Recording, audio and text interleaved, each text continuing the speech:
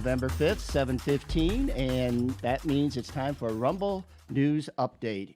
And it's leading up to Rumble 23 coming up December 18th and 19th in Fort Wayne at the Allen County War Memorial Coliseum and Expo Center.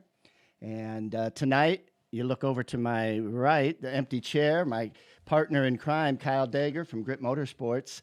Unforeseen circumstances couldn't be with us this evening, so I'm kind of winging it solo here, so bear with me on this. But we're coming to you live from Indianapolis, about a mile from the famed Brickyard at Fatheadz Eyewear Studios, and just want to thank Rico, Elmore, and Carl Prentice for all of their work to make this happen.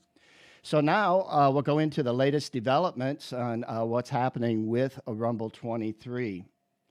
On Sunday, we posted a puzzle on all of our social media, which kind of identified what is going on. And on the screen now, you'll see the puzzle.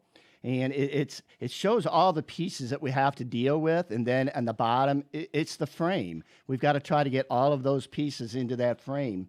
So the little guy there standing up holding a scroll basically says, after looking over all of the mandated guidelines from the Department of Health, we just can't fit all of the Rumble 23 puzzle pieces inside the allowable frame. So we fit in as many as we could.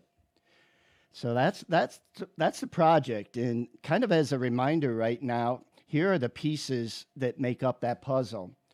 We are being faced with a 2,000 capacity inside the building. That includes the grandstands in the pit area.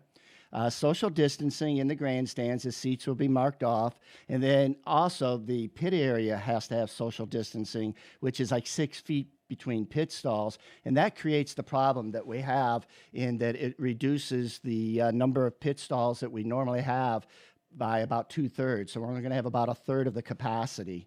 And then, of course, the use of face coverings. And these are all the guidelines that were put forth, and we're going to have to go with them. So that's the puzzle. And everyone that knows me probably knows that patience is not one of my greater fortitudes, and this is a problem that I'm having to deal with. We're going on an invitational basis. The invitations started going out Sunday. It's an ongoing process.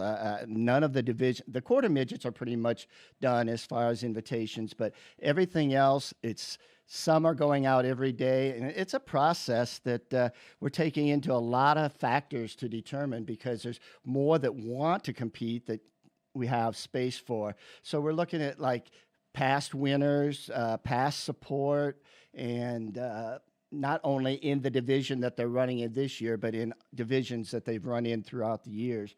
So it's a pretty tough process. And following social media, it's interesting to read the comments.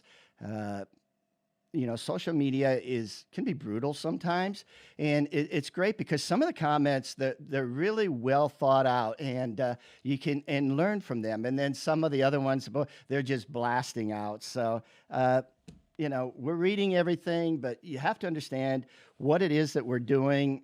It's a business decision. It's not a personal. Yeah, if we had our druthers, we'd make it possible for everybody, and it's just not going to happen. So if you have not received an invitation yet and you think that you want to participate, we're doing what we call a want to participate list. It's not really a waiting list. It's people that say, hey, I haven't got an invite, but I want to race. And so we're calling that the want to participate list. And to get on that, just go to Gmail. It's rumbleinfortwayne@gmail.com. Rumbleinfortwayne@gmail.com. Just in the subject line, put want to participate, and then just your name and the division that you want to participate in. A lot of guys have been doing that. And that's the way to do it, not comments on Facebook or anything else. So let's get that done. Now, as far as the ticketing, we've mulled this one over and thought it over, and with a capacity of only 2,000, that is far less than what we sold even in pit passes last year. So we are unfortunately going to have to make the event a pit pass only deal. So everybody that comes in will be in the pit area. Now, we're making the pit passes available to the pre-entered teams first. Each pre-entered team is permitted to pre-purchase 5 pit passes. And then from that, we will open it up at a predetermined time. But for the spectators that really, really want to come, we are going to keep a small area in the grandstands with assigned seats. However, they will have to purchase a pit pass, and it's just the only way we can get around it. Now, one thing to alleviate that, just this afternoon on the way over, I pretty much firmed up a deal that we are going to be streaming live, so that will be an opportunity to still see the event live, and that's including the go-karts, quarter midgets, and all of the action. It's going to be all day long Rumble, and it's going to be streaming live. So keep an eye on the social medias for that. And speaking of the social media, this week Kyle hooked up with the YouTube channel, and so we're on that now. So take a look. Those are all of our handles: Facebook, Rumble in Fort Wayne, Rumble Fort Wayne for Twitter. We couldn't get the in because of the 15-character limit. And then Instagram, YouTube, and of course the website. That's all of our channels. Keep up to date on what's going on with the Rumble on there. So to kind of wrap everything up, just the invitations are ongoing.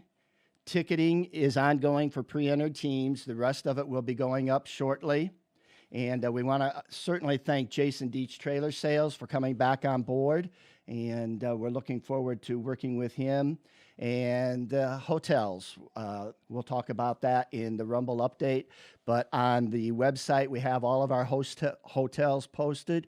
Check them out for the racer rates. And just know that everything that we're doing, whether it's the ticket sales, the entry fee, or your hotel, if the COVID numbers continue to rise and we would happen to be canceled by the health department, everything will be refunded, and the hotels will not hold you as being obligated to your room. So that's going to wrap up tonight's Rumble News Update. Remember, it's every Thursday at 7:15.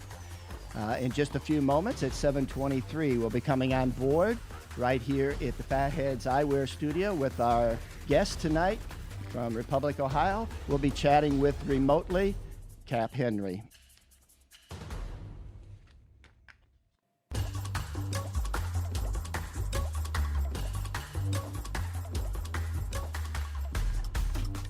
Well, good evening, everyone. Here we are at Fatheadz Eyewear Studio in Indianapolis, just down the road from the Brickyard.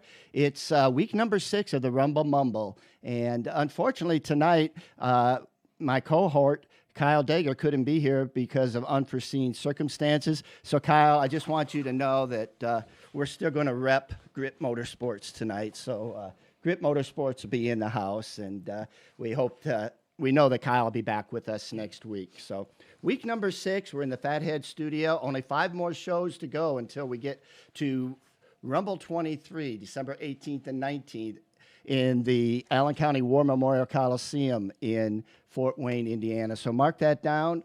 5 weeks from tonight, we'll be unloading and moving into the Coliseum and going underway with our practice sessions. So one driver that we know is very anxious because he participates in a lot of divisions within the Rumble. Tonight, our guest coming to us from Republic, Ohio, we'd like to bring on board via remote link here, Cap Henry. Cap, welcome on board. Hey, how's it going, guys? It's doing real good here. If you look up on the monitor here tonight, we kind of got a glimpse of Cap Henry back in the early days. His dad kind of did this. There's Cap Henry. That was in his grandfather's go-kart. He was a Rupp dealer, and this was back around in the 60s, was the Rupp dealership. And back then, Rupp was the way to go. So there he is sitting in that kart, which I guess you still have that, and you put it like in some vintage kart racing? Yeah, so I actually restored that go-kart only got probably about 10 years ago, and yeah, we still have it. And when we're not too busy with the sprint car stuff, I'll go over and run it at the rear event over at Fremont Raceway Park. Well, that definitely got your adrenaline going. Well, Cap, kind of a surprise for you tonight. Kyle couldn't be here, so I went to probably the second best choice. And joining me tonight is your car owner, Joe Liguori. Joe?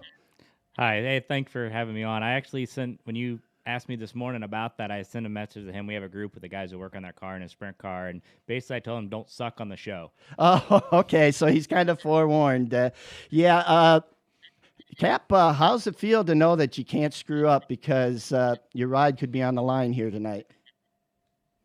I can't screw anything up worse than Joe does every time. Oh boy, here And we go. He has possession of the car, so it's I guess 9/10 of the law. There So you go. he has a ride until I kick him out or take my seat back because I actually need that seat in that car, but he won't give me it back. I see. Well, Cap, we'll go back to your early days of racing. We saw the vintage cart, and now we know that you kind of got your start in go kart racing, and your kid kart was the very first one that you got behind. And we'll be bringing you up a picture showing everybody a tiny little Cap Henry right there sitting in his kid cart. Joe, he's almost as tall as you already in a kid cart. The neck brace adds extra flair to this picture. Yeah, and he's just not very color coordinated, blue and purple. He didn't, he needs a wardrobe stylist or something. It kind of matches the helmet. It's got 5 colors on it too, doesn't it? Oh, okay. Yeah, I didn't see that. All right. Well, very good. Cap, I went to your biography, and a little bit of some of the stuff that I found out was that you ran the karts for 10 years, moved up to the 305 sprints in 2007, and then up to the 410 sprints in 2009. So give us a quick recap of the growth of Cap Henry through the years. Yeah, you pretty much had it there. But I started go kart racing in '95 when I was 5 years old. Did that all the way up until 2004, 2005. I started running a pavement 305 over at Sandusky, and then I jumped up to we started running dirt in 2006 when they would let me when I turned 16. And then 2009 we jumped into 410 racing. 2010 I started doing the All-Star deal full time. 2013 we shut down my family-owned car, and ever since then I've been very fortunate to drive for other people, and that's the rundown there quick of my career. And this year we were very fortunate that we won the Attica Track Championship and the AFCS title with the Lane Racing guys. Yeah, it was a great year for you, without a doubt. Now let's look back at the Rumble. I know. Let's see. You've worn many hats there. I believe you ran the go kart there, and then you got into the 600s, the micro sprints, and then also the midget. So tell us a little bit about the Rumble and your experiences. Me and my dad were talking about this, I think, last week. I don't know if I ran the first Rumble in '98, but we know we ran the Rumble in '99, and we've run it every year since. I ran. We figured we were actually over at the shop where we work on the 600s the other day, and we fielded micro sprints for the first time in 2003. And then I started running one in 2004. And then I've run the micros the whole time that they've run them. And then it was I think it was 3 years ago that Joe put me in the 67 car for the first time. And so that was when I started running the midgets. Tony let me hot lap the Munchkin one year, but I didn't race it. But yeah, we've run the Rumble now for a long time, and it's definitely an event I look forward to every year. Joe, tell me why Cap Henry? Why did you reach out to him? About 10 years ago, I think it is. He actually purchased a midget off of my wife, Lindsay, and they ran it at Toledo. They looked terrible in it. And then, I became friends with him just racing slot cars, and he was talking about the midget stuff, and he always bugged me. He's, hey, when Lindsay, you ever get her pregnant or she quits racing, he's like, I want to run the thing. And I'm like, yeah, whatever. And then, I called him up and said, hey, you want a ride? I got you a ride. So it kind of came about that. He ran that car for us. We kept it at our house. He'd come over and work on it. And then we acquired the car he's running now last year, or 2 years ago, actually, we acquired it. And, they said, hey, if we get this thing running, we just take care of it and just, treat it like it's our own. I was like, yeah, that's fine. So, it was one where he runs really good in it. you have to make sure you have extra wheels for him. He's good for at least one a year, so you always make sure you have a few extra there, which is fine. You know, his performance, you know, I guess doesn't really pay for it. We got a bunch of junk wheels laying around. We bolt on these things, but you know what? He's a good driver. He's very versatile. He's gotten a lot better in the midget from the first year. He was kind of like a loose cannon at first, but then he's gotten a lot more acclimated to actually running the things. Because you know, the big question I actually have for Cap would be to just let people know the difference in running the micro versus the midget there, because obviously it's got to be a huge difference. Yeah, the micros, you don't really ever use the brake pedal. You just kind of coast down into the corner unless you're in traffic. And Guy Myers has our micros to where they're so good. You can drive them really, really hard. And the midgets just aren't like that. I got the Munchkin was not the ideal car to run the first time I drove it, and you could really just kind of hammer that thing around there, and it didn't really do anything too weird. Joe stuck me in his car the first time, and I don't think I made a lap after the first 3 times they pushed me off, so it was pretty miserable. And the midgets are just, you have to finesse them a lot more, and even just the way they race, you can't you have to be careful burning the tires off of them, and that's not something I'm used to. As everybody will tell you, I'm real hard on tires, and it's just it's a lot different racing, and I really enjoy it. It's been fun getting used to the midget program there. We've been getting a little bit better every year. Zach helping me out with that 44 car is a huge help, and Zach does a good job. I'd say he probably gets that car better than I can drive it. So tell me, how quickly do you remember or forget which car you're in? In other words, you say they both have different driving styles. I know you and Johnny are kind of like dominant in the and Larry Joe Strauss and those, but you're very dominant in the micro, and like you said, you can hammer that. Now you have to be a little bit more finesse. How quickly does that come about?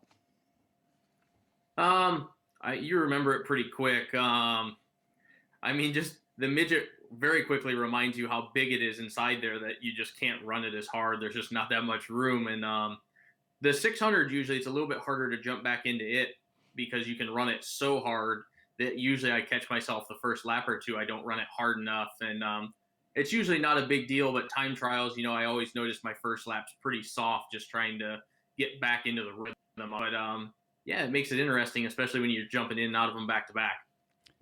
Well, I think we kind of alluded to this, Joe, with you at the first show that we did this year, that we're going to probably be going to transponders this year and taking away that fear of having a good qualifying lap, because the tentative plan right now is that we're going to put the transponders in the cars, and every time you're out there for hot laps or practice, those are going to be timed, and then your fastest lap that you turn in for the day is going to be your qualifying time, and we'll reduce the size of the groups. So, there was a strategy play I had, and the Cap knows about it with the midgets, is you're backing off right at about where the time loop is, and you could gain almost 1/10 of a second of overdriving it coming to the checkered. You look like an idiot hauling it off into one and about losing it.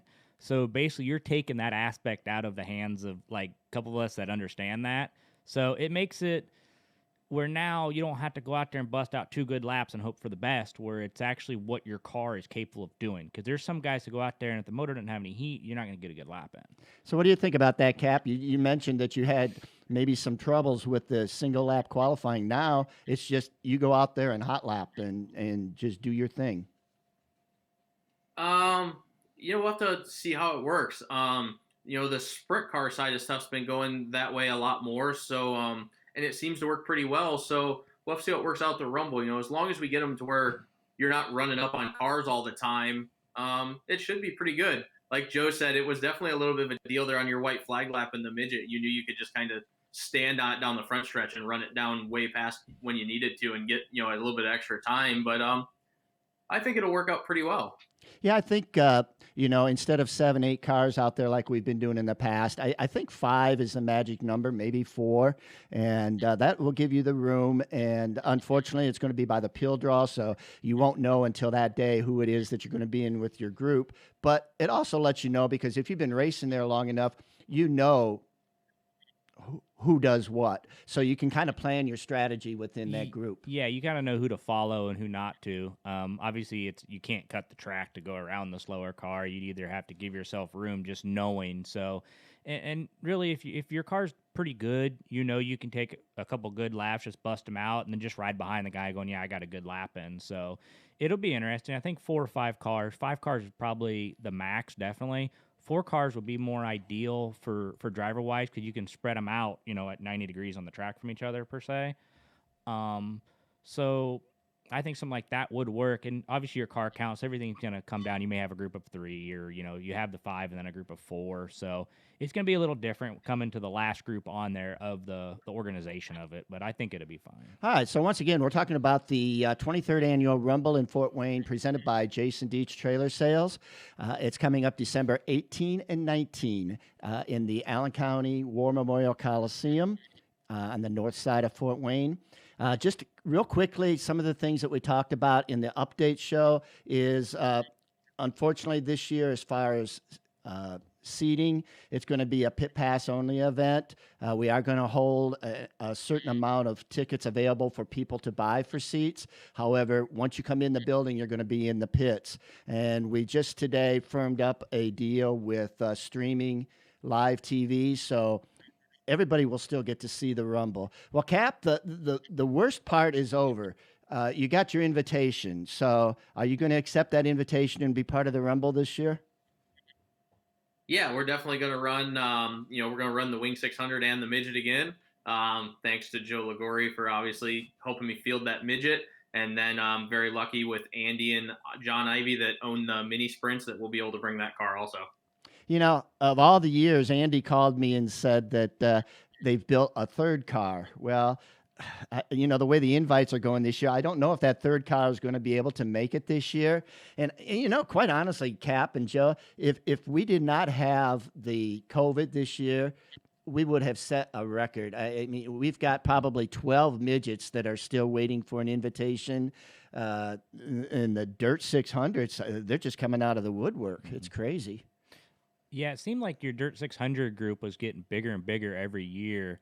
And I think they're getting a lot more cars now than what the Outlaw class is. So it's actually, and it's good racing. So it's not like, it's just follow the leader stuff. It's still really good racing. And the midget side of things, there's so many people starting to build cars. I mean, there's several people you and I talked about earlier. A couple other names popped in my head that, we didn't talk about. So, and we were building a third car. I sold one, so I was building a third one, and looks like I'm not going to be able to get that thing done. I'm not positive yet. I got a lot of stuff with the house going on. I haven't worked on the car since Saturday. So it's the midget field. I remember at one time there was upwards of 40 cars before, and I could foresee of that happening this year and definitely next year because you're going to have the people who didn't get to race, that the bug's going to be itching them all year to go, yeah, we're doing it. So, yeah,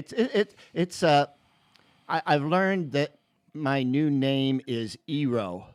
You either put a Z in front of it or an H. I'm either a hero or a zero when it comes to these invites. And I'm telling you, a lot of sleepless nights. Cap, we've talked about the 600 and we've talked about the midget, but you kind of got started in the go-karts.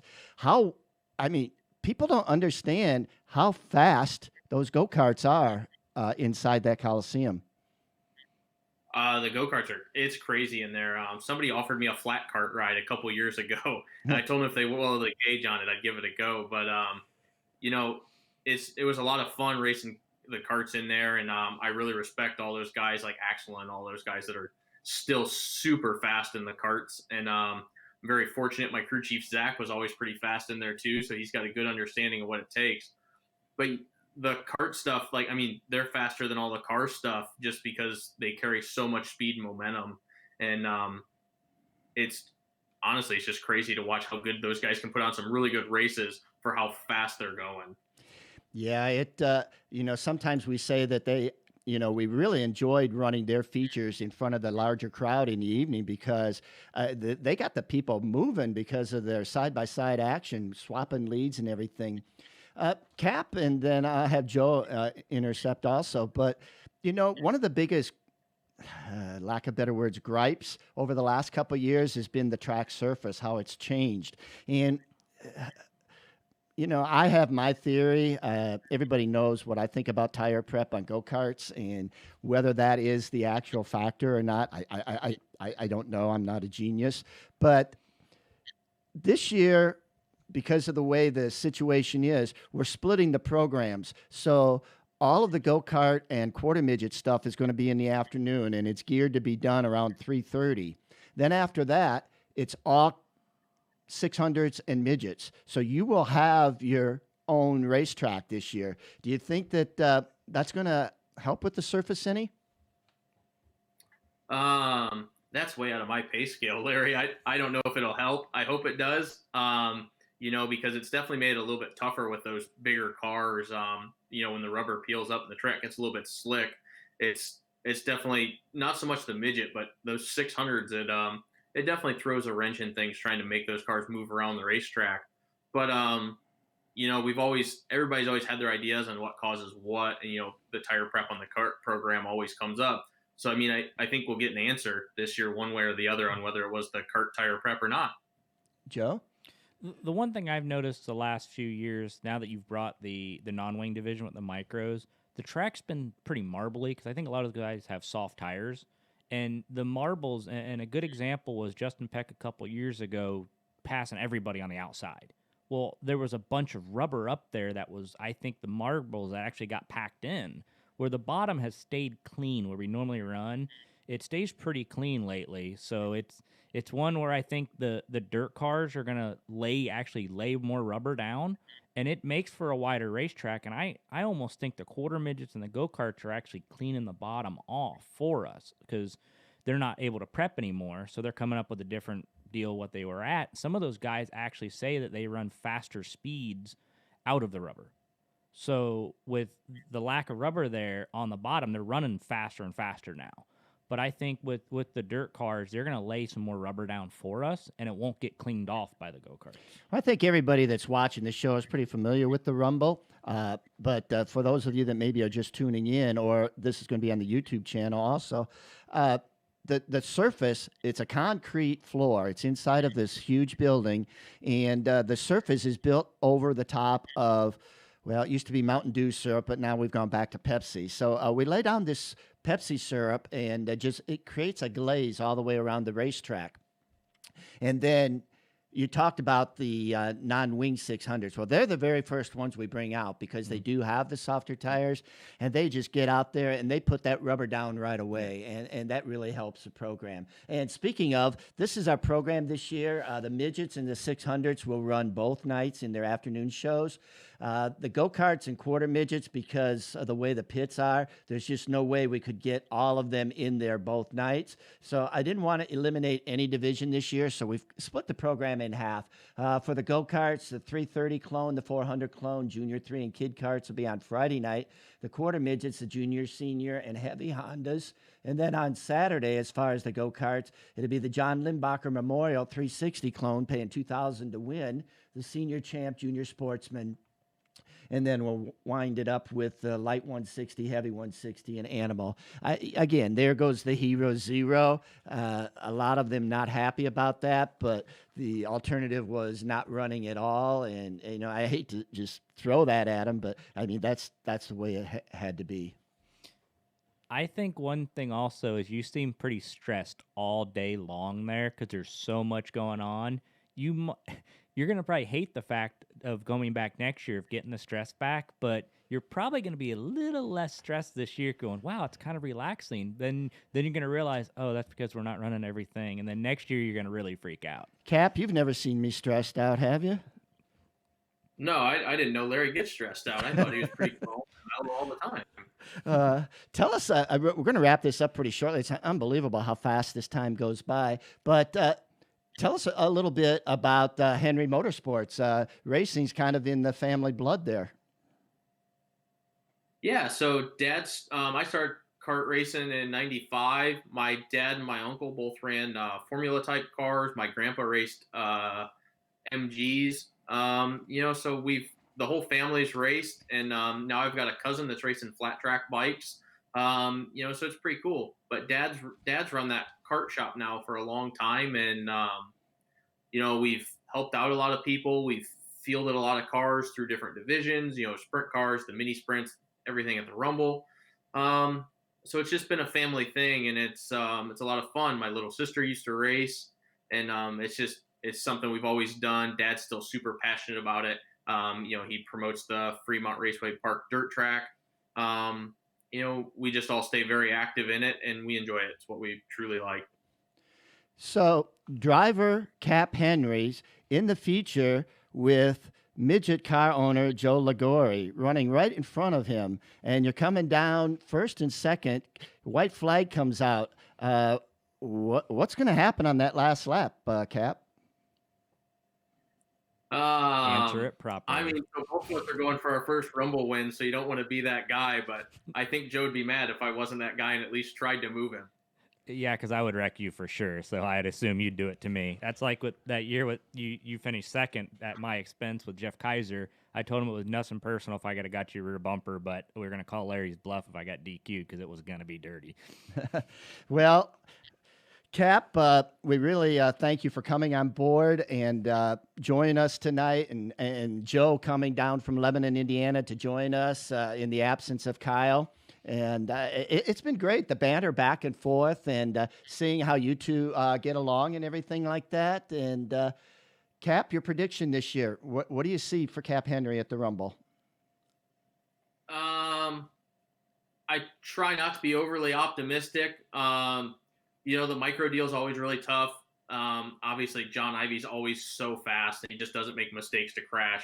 But, certainly if we can start ahead of him for once and not have to start behind him and have to try to pass him, I think we can beat John. And then the midget deal, it's always coming down to trying to beat Tony and the Munchkin. And, we got the opportunity now to try and get our car a little bit better. And I think we can run up front, and it'd be pretty cool if we could pull off a win against him there. And Joe, your prediction?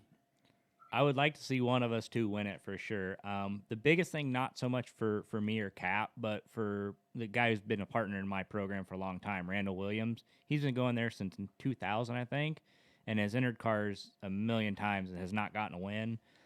For me, it's more for him than it is me. I mean, I've won some other races. I'd love to have my name say we've won the Rumble, but I'd rather have it for him for sure. All right.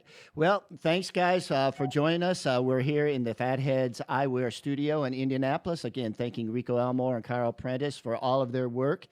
Tune in Monday as we announce our guest for next week. We kind of tossing it around. We have 3 different people that we're going to choose from.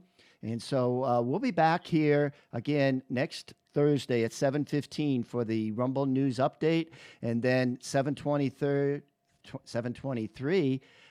See, I'm so calm, I can't even talk, with the Rumble Mumble. So we'll wrap this up and hope that everybody has a safe week. Drivers, keep watching for the invitations, and just know that I'm going to try to do the very best I can to help you out.